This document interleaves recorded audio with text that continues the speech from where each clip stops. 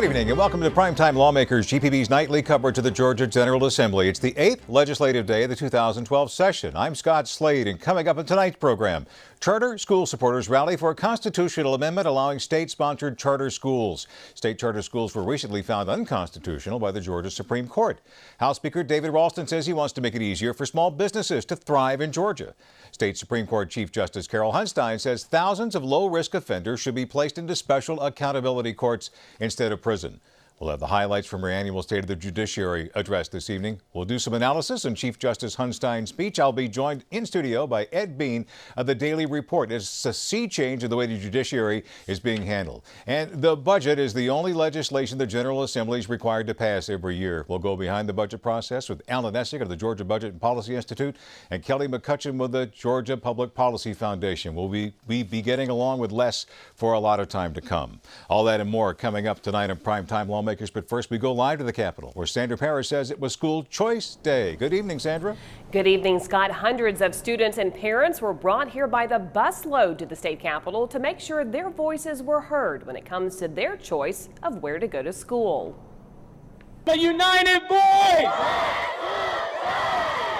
Private schools, charter schools, and homeschooled students were all represented at today's third annual school choice rally, all hoping that state lawmakers will pass a constitutional amendment to allow voters to decide if local school systems would be required to fund state commissioned charter schools. I hope that my colleagues standing behind me will walk out on these steps and look out here, because what they're looking at today is the future of the state of Georgia.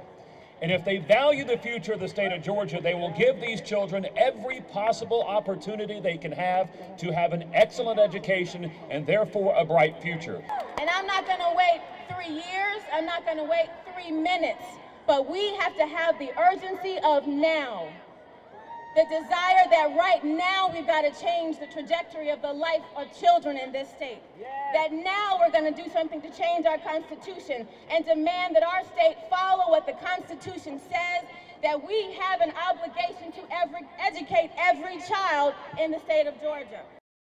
10 charter schools lost half their funding last year after several local school systems challenged a new law that allowed a state special commission to approve charter schools, and the Georgia Supreme Court ruled in favor of the local boards.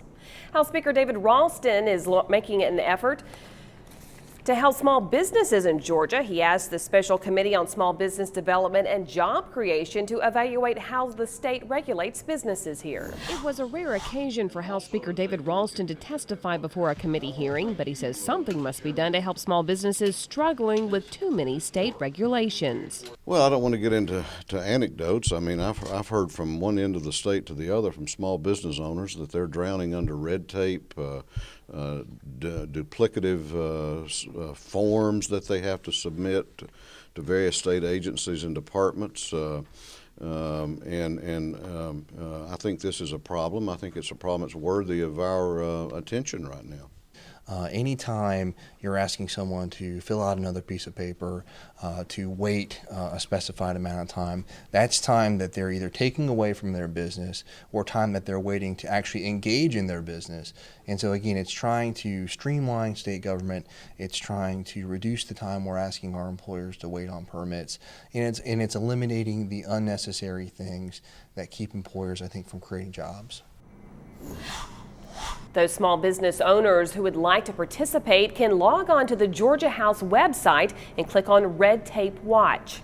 A day after a lone House Republican files legislation calling for ethics reform, including $100 gift caps by lobbyists to state lawmakers, Speaker Ralston restated his opposition to the idea.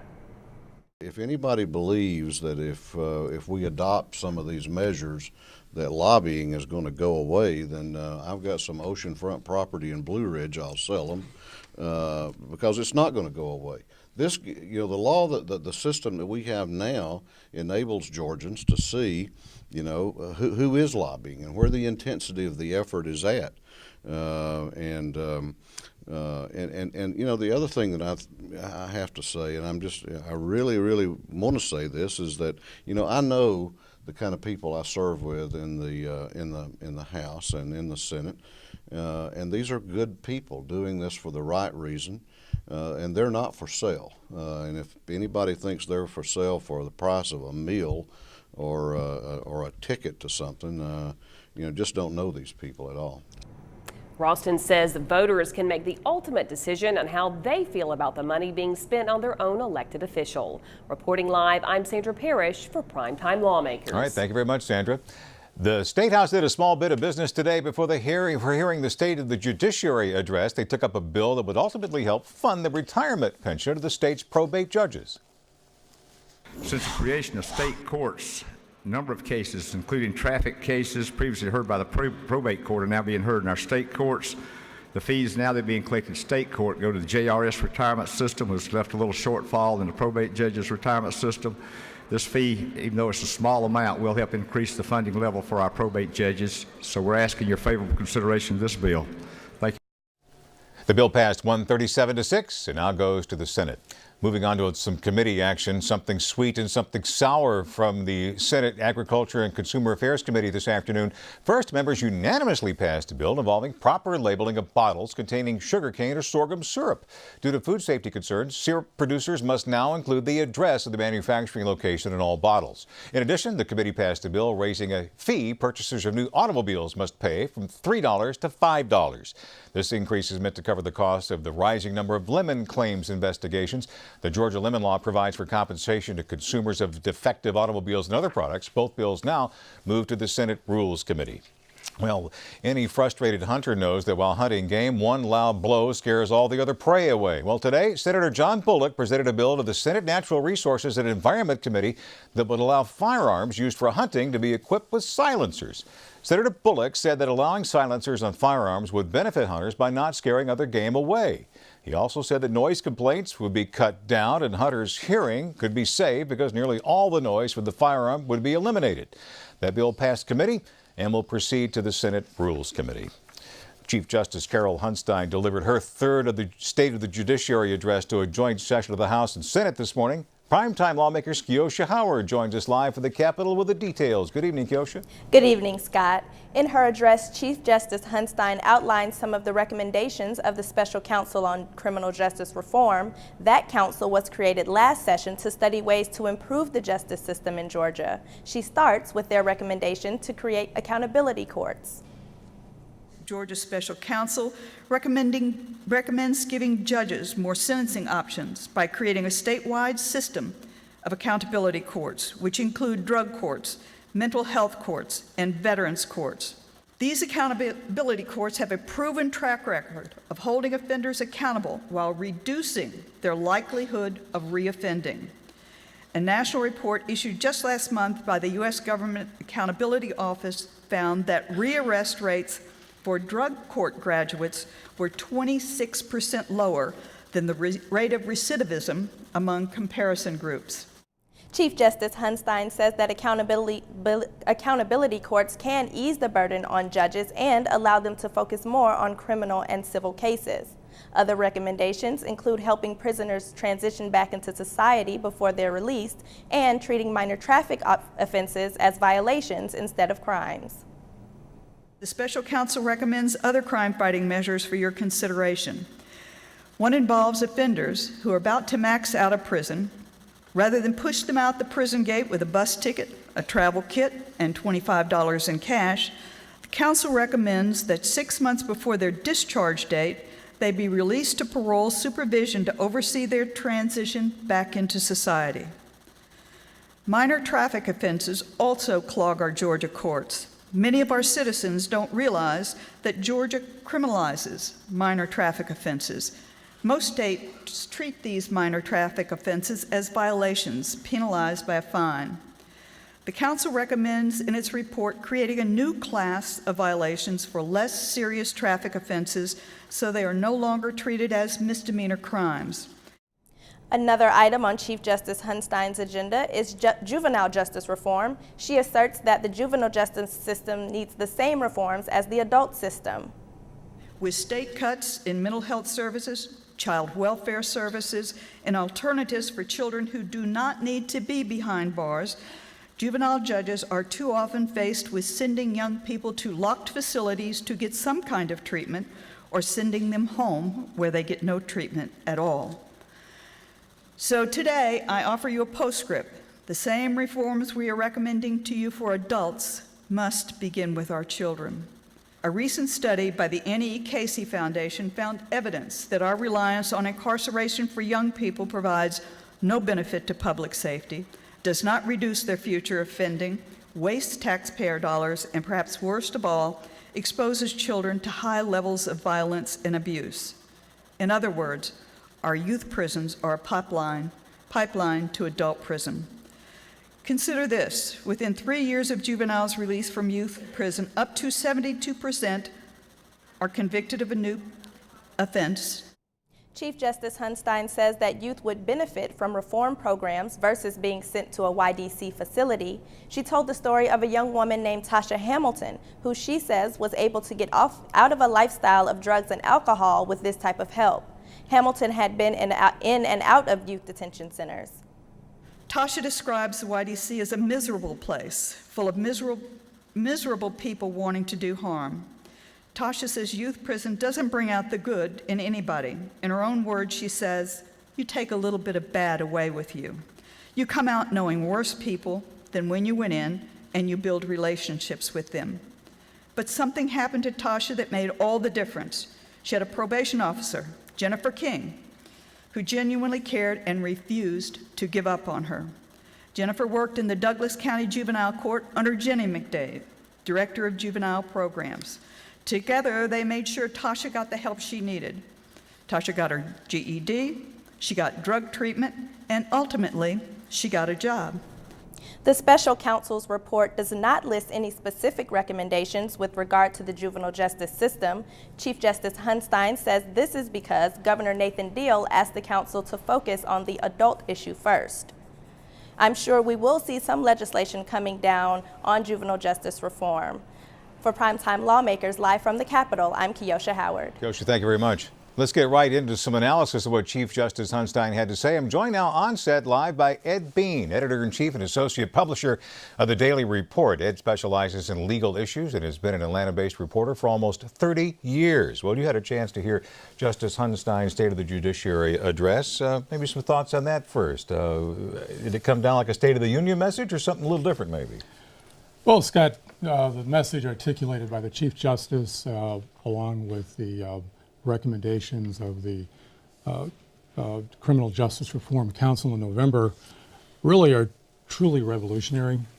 We have gone from 2 strikes and you're out, the idea of the 1990s where Georgia became very, very tough on crime, to a state now where we're saying essentially that this tough on crime approach hasn't worked very well. It's very expensive and we're not any safer. And the interesting thing about this is that in the legislature and in the governor's office, this effort is being led by conservative Republicans. And the bottom line, Ed, is that what's really driving this? I mean, we keep hearing the state spends more than $1 billion a year to maintain the nation's 4th highest incarceration rate. Is that the bottom line? Well, it really is. You know, in 1990, we spent $500 million a year on our corrections budget. And today, we're spending $1 billion a year. And it's interesting, the Chief Justice had a lot of numbers in her report, and all of which sort of added up to the fact that we have a high degree of recidivism, just as high as it was in 1990, and we're not really getting a return on this enormous investment. Some of the numbers, for instance, $49 a day to incarcerate a low-risk individual. That's not even the maximum security guys. $16 a day for treatment programs versus $1.50 a day for probation supervision. Those numbers speak fairly loudly, but on the other hand, the governor said in his State of the State message, hey, we're not throwing out the welcome mat for criminals here. We're still going after hard-time offenders, and in fact, they're putting money aside in the budget for more prison beds. Yeah, you know, no one is suggesting that people who commit violent crimes or sex offenders should have any lighter sentence than they're receiving now, but I think something like 60% of the people in our prisons are there for nonviolent property or drug crimes, usually light drug crimes, and that's essentially the population that we're targeting with these proposals. And one of the things the Chief Justice wants, and the governor said this as well, is more of an emphasis on accountability courts, dealing with drug crimes and veterans. And even mental health issues. The Chief Justice said the prison system in Georgia does not need to be the state asylum. How do we have the infrastructure ready to take on that challenge, to really shift all this away from the regular court into these accountability courts? Well, that's a good issue, Scott. I think just about everyone agrees that the accountability courts, especially the drug courts, work. Again, the Chief Justice threw out figures that a very high percentage of these people in prison have some sort of drug problem or mental health problem. Where the discussion is going to come in is it requires some front-end investment to create these courts. And so I think David Ralston alluded to this earlier. We're going to have to look very carefully at where this money comes from. And if we create these courts, do we create an additional burden on local and county governments to fund them? So the actuaries will have something to do with this. Did we spend $1 now? Will that be $2 we don't have to spend later? That indeed will be the analysis.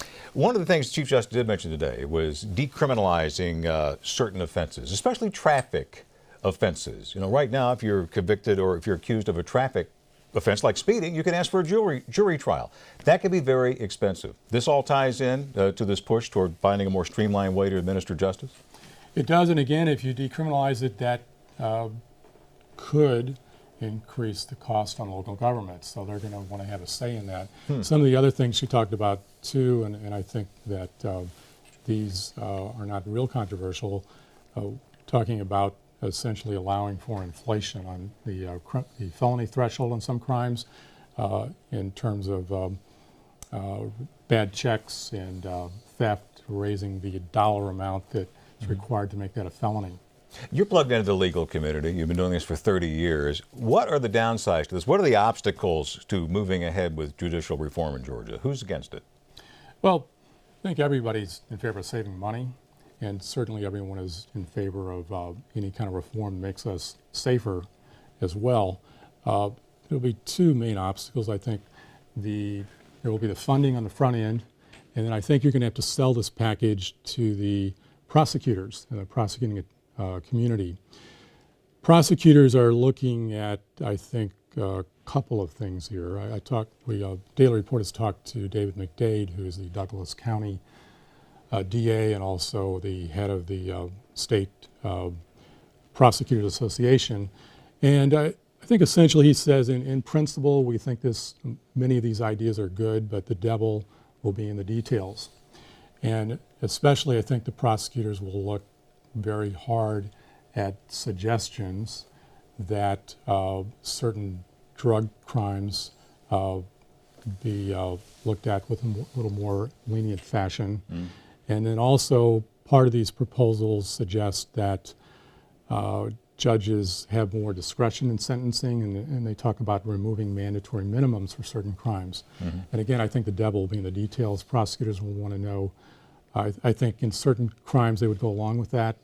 In certain other crimes they might have some reservations. We will watch it move forward, and we'll be watching what you say about it in the Daily Report, Ed Bean. It's great to see you. Thanks for being with us this evening. Appreciate that. Meanwhile, Tim Connell, president of the Georgia Student Finance Commission, made a presentation to the Joint House and Senate Higher Education Committees today. Representative Pat Gardner expresses her concern about the effects of the Zell Miller Scholarship. Those who are eligible for the Zell Miller Scholarship have lots of options. Those who are next in line, not the valedictorian, not the salutatorian, but have worked very hard, will be receiving fewer and fewer Hope dollars, and that is of concern to me. The Zell Miller component, as I said, will grow relative to the total, right, and therefore the amount left over for the balance of the students will be less.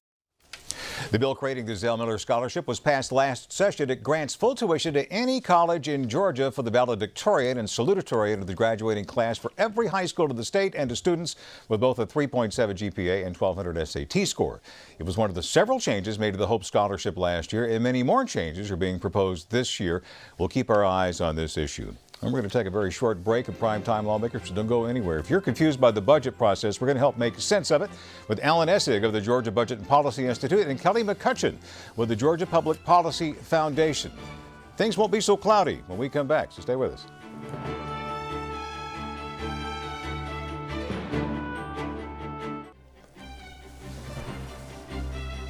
Welcome back to Primetime Lawmakers. The state budget is the only legislation the General Assembly is required to pass during its 40-day session every year. That's to ensure state departments and services are funded and functioning. In actuality, there are two budgets, often called the big budget and the little budget. The big budget, or general appropriation bill, is the spending bill that will go into effect in the coming fiscal year, which begins in July 2012, and it's based on projected state revenues, the taxes the state thinks it will collect from citizens and businesses. The little budget, or the supplemental budget, corrects the budget for the current fiscal year after actual revenues are known. You could say it fixes the big budget. Confused? Well, you're not alone. That's just the tip of the iceberg. That's why tonight I'm joined by Alan Essig, Executive Director of the Georgia Budget and Policy Institute, a nonprofit organization, and Kelly McCutcheon, President of the Georgia Public Policy Foundation, an independent think tank. It's great to have you both with us. You're both experts on this. Let's see if we can boil it down without using too many numbers this evening. Obviously, we're still dealing with a billion or so, a couple of billion less than we had when times were good. And Alan, I'll start with you.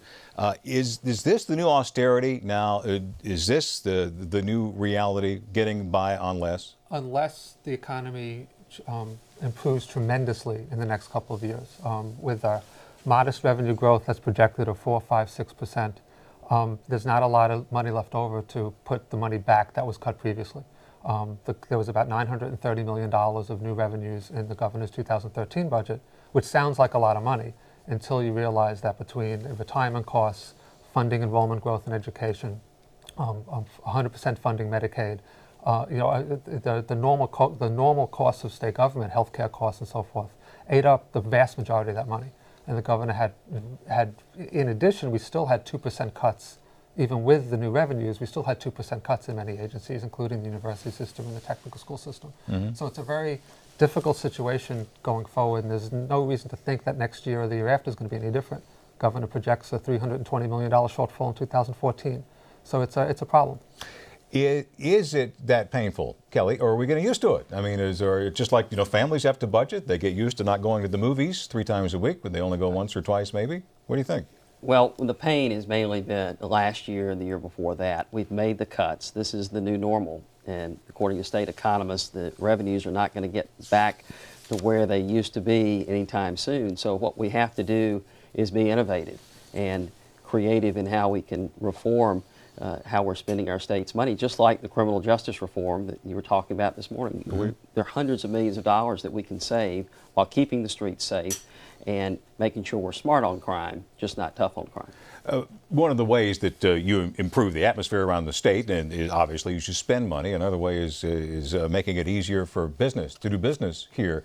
The competitive initiative, the governor on down are pushing like this.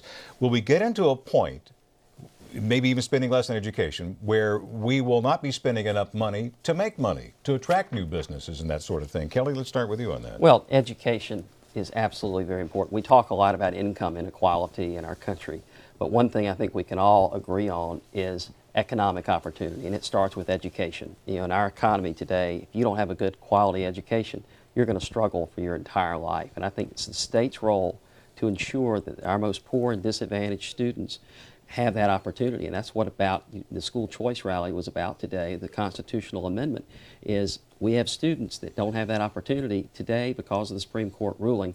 That's got to change. If we don't want to put up walls around each political district in our state just when technology is about ready to fundamentally change education. It's a great opportunity for the state. How do you see that, Alan? Well, I think there's the state needs to make certain investments, and the problem with the budget cuts in the last 2 or 3 years and the inability of the state to put back those cuts now or probably in the future, unless we do something about revenues, is that we're not able to make those investments. I mean, business community talks about needing a well-trained workforce. They talk about needing infrastructure. Our technical college system has 71% of their of their faculty are part-time or adjunct, which puts their accreditation in danger. And that's, the technical college system may be one of the best things we have for economic development, for future growth. Try to get into one these days. And so the not investing in those really important foundations of economic development, economic growth, is going to be a problem for the state in the future. Both of you budget experts, is education the biggest category when you get right down to it? Absolutely. It's historically always been over 50%. And that goes from everything from what, paying teachers to Pre-K through the university system. Okay, through the universities, which is a different cat as well with the Board of Regents involved. They can always charge higher fees when you get right down to it. What's the state's responsibility there? I mean, are we spending enough money on the higher education side? Well, again, it's both higher education and K-12.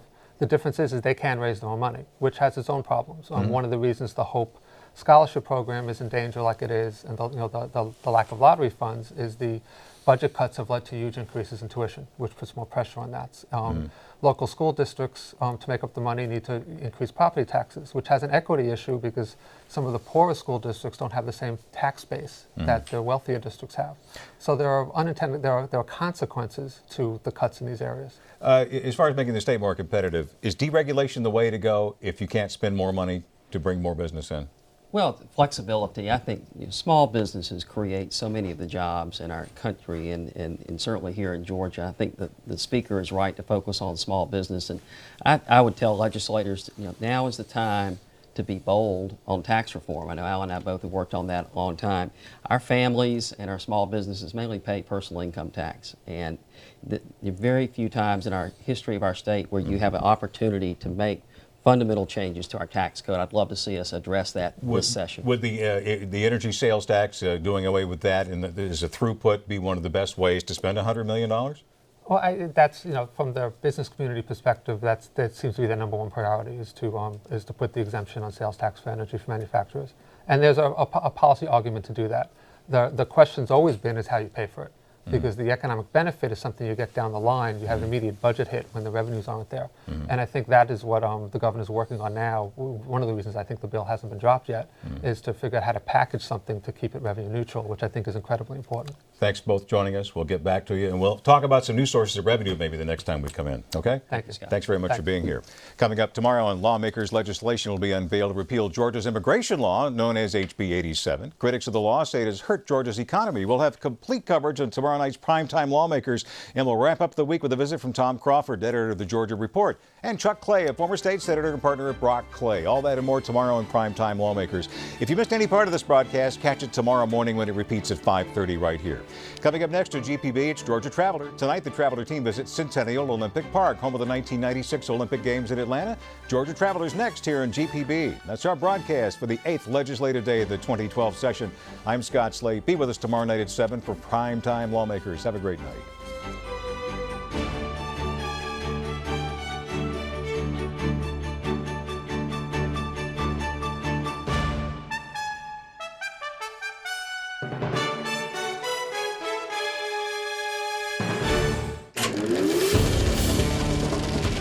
This is a GPB original production.